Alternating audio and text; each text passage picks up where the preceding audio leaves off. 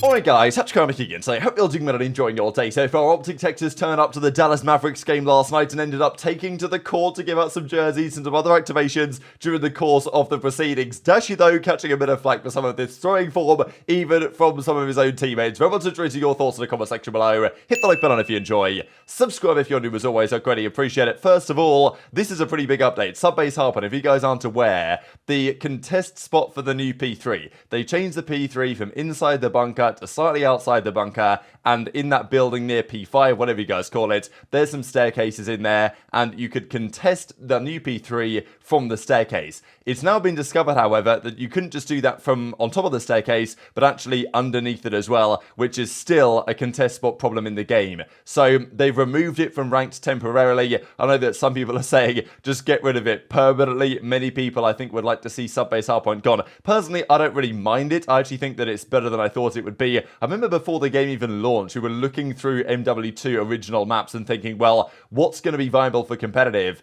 And Subbase was not really one that was particularly commonly discussed, but it does kind of work for Hardpoint. I honestly didn't mind the previous Subbase Hardpoint, to be honest, but they have changed around a couple of the locations, and that's probably for the better in general. But that contest spot, which is just a ridiculous contest spot, needed to be fixed. I'm guessing Sledgehammer are going to fix it. Whether it's going to take 3 months to fix this issue, I guess we'll see. Hopefully it can be added into the game shortly, but maybe people are saying, look, get rid of Subbase Hardpoint, bring in Vista or something else. Because I do wonder whether Treyarch or Sledgehammer or these guys that run Ranked will actually decide, you know what, the pros might not be playing Vista yet, but at least let's see it in Ranked play. At least put it in Ranked for like a week or 2 weeks, just to see if people like it. I don't know. And then they can maybe get some feedback on it, and maybe even, because let's say Vista right now, I think it looks like a great map, but there is arguments that some of the hardpoint rotations could be in different spots. If they added it to Ranked, theoretically, then they could get some feedback on that. Maybe they could make a couple of adjustments by the time the pros come around to play it for Major 3, which is what it seems like it's going to be now, because unfortunately the CDL set and Mapset changed deadline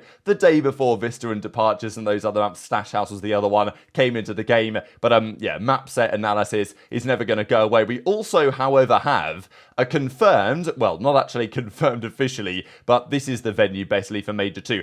I'm somewhat confused why it's not been officially confirmed yet, because let's not forget, it's literally in a couple of days' time, this Friday, when the CDL matches are back for the Major 2 qualifiers. But yet we still don't know officially where Major 2 is actually going to be, or buy tickets, or whatever the case is. This, however, is the venue, the Broward County Convention Center, and okay, it's Miami, but it's Fort Lauderdale, really, more so than Miami. So it's some way north of Miami. If you are staying for this event and planning to attend, which I'm sure it's going to be a good time, stay in Fort Lauderdale or somewhere like it rather than down in Miami, because it's going to be a trek to get up there to the venue, I would imagine, especially because, you know, traffic. These cities are built for cars. You guys know how it is if you live in the States, and certainly those of us who go over to the States and think, oh my god, this is madness. And I'm not saying that necessarily good or bad, it's just, you know, you go some places and like, I literally can't walk if I wanted to, so, you know, we've got to get a car or whatever, and that's certainly the case around areas like this in Florida. So that's where this venue is, but it's a convention center. I know that people are kind of looking at this and thinking, well, it maybe looks a little bit like Anaheim, you know.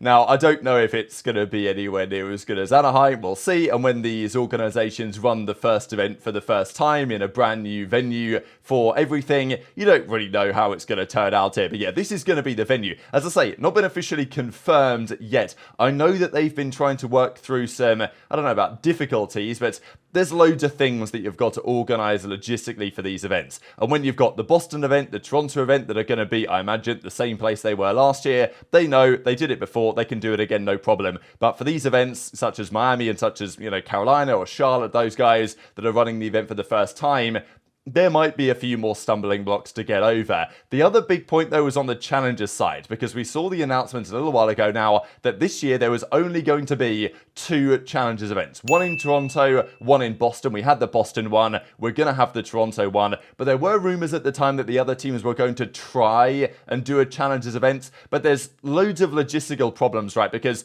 to run a challengers event, there's a lot to be set up here. This was in Boston, for example. It was held this time across the road at the House of Blues venue, and it was such a sick venue, honestly. Like, this was all the setups. I'm pretty sure this was the most setups they'd ever had going at one time. I mean, look at how many I mean, they've got like 15 setups here, and then there were more setups around the top of the stage as well. So an absolute mammoth task to put on and execute this type of stuff. It was spectacular what they managed to achieve. But doing that in this convention center, when they only really have enough space for the actual, you know, the CDL matches and everything associated with that, the booths, the fans and all this type of stuff, it's not really plausible to do it there at the same time. So what we believe is going to be the case is that challenges will take place at Major 2, and it's really great to see that Heretics and Miami and all the guys involved with that organization have, you know, done the work. Misfits, right, also behind the scenes over there. I'm pretty sure they're still involved, working to make this happen, right, because it's just a great thing for the scene and the great thing for the challengers guys. Now, maybe it's not ideal that it might not be going on at the same place, but there is still going to be a challengers event at, we believe, a separate venue.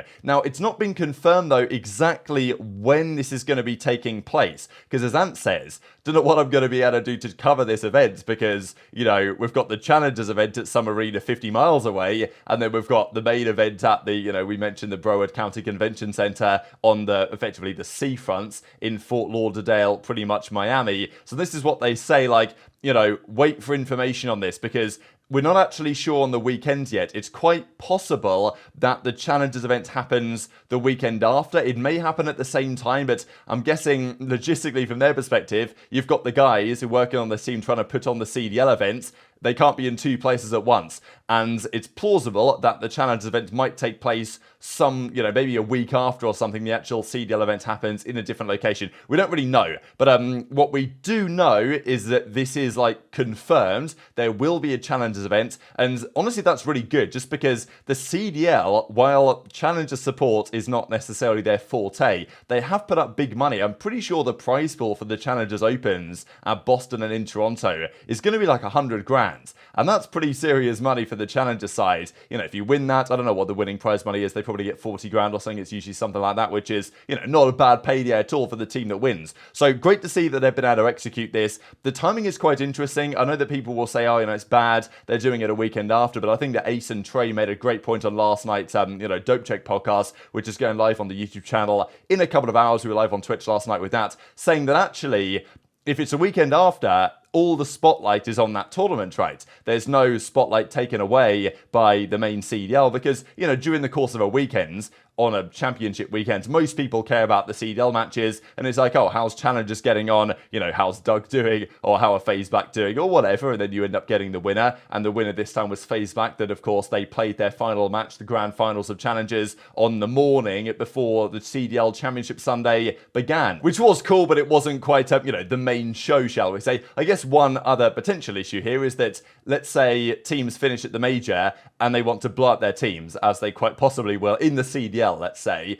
This time, they can immediately look to Challengers and see, all right, FaZe back just dominated the Challengers tournament at that event, so let's pick up those guys. Let's pick up Asim, who went to Boston. Let's pick up Kremp, of course, who ended up going to the Los Angeles Thieves, and that's pretty much how things have gone. But if the event is a week after, then, you know, if you want to make a change and you want to blow up your team, then where exactly do you go? So that's the update on that for the moment, but yeah, I think generally positives. I'm just expecting, surely before Friday, Miami will say something as to where the event is. We know when the event is. We now know where, but it's not been confirmed. And then, you know, can we get some tickets? Maybe that might be quite nice to announce as well. So we've got to talk, though, as well about OpTic X, kind of the Dallas Mavericks. We know they have a thing with the Texas Rangers, isn't that right? That they've worked on before. We also saw, of course, Scump was, well, spotted the Super Bowl yesterday. This was actually Scump's reaction when it came up on the screen. So here he is for the 29 frames that he was actually on the screen for. Anyway, the boys, you know, Scump was getting pretty hyped about it. I thought it was pretty fantastic stuff. But, you know, they followed it up the next day with a collaboration really with the Dallas Mavs, right? Which I thought was really cool. I mean, they've done this, as I say, with the Texas Rangers, the baseball team before. Now they're doing it with the Mavs. We know that Dashy and these other guys, big NBA guys. So here they are doing a signing yesterday. And, you know, here's Money Biscuit taking a selfie with Holly. Of course, Holly is Karma's wife, if you guys aren't aware. And, of course, Karma now the head coach of OpTic Texas. It does always fascinate me how many new people are coming into competitive Call of Duty as well all the time, because I'm sure there'll be many people watching that, you know, didn't didn't really watch Karma ever play competitive COD. So sometimes the clarifications are necessary, but of course, you know, Dashy was there, tweeting out about all this type of stuff and analysing it, but they obviously also did OpTic onto the court. So here we go. I don't believe like all of the guys were there, but this is how it was being recorded. So we see Shotzzy, we've got Scump here, Zinni was there, Dashy was there, Hex of course was there as well, and we'll see a little bit more from that too in a second. We saw Scump do like the first pitch of the Rangers game, whatever it was a while ago, so I think this stuff is just really cool in general. But what we do have is stuff like this. So as Hitch says, damn it, can't I threw the OpTic jersey into the upper deck. I'm so mad at cut off, he says. So yeah, maybe, and this is the thing, if you're in a spot like this, you're in front of the crowd, you've got to try and, you know, ping a jersey a long way. You know, the pressure's on to some degree, right? You've got to nail the throw. Probably a lot of these guys had no idea who these people are. Like, who are these random guys that are just chucking these jerseys into the crowds? I'm sure they did the introductions. They actually did do the introductions, but the introductions weren't exactly great. It was pretty funny, actually, how the introductory guy called Zinni MettalZ, and he called Scump, like, Scumps or something, so they didn't get the best introductions. But, yeah, here's Scump, like, chucking it into the crowd. There's Shotzzy there as well. Here's Hitch, of course, yeah, they're all the boys involved. And then we don't really get it from this angle here, so we got Scump and Shotzzy, we got the boys in the crowd here, Zinni, and then we also see like Dashy come across the screen here. So this was the other angle of the Dashy throw, which you know, premium gamer throw form right here.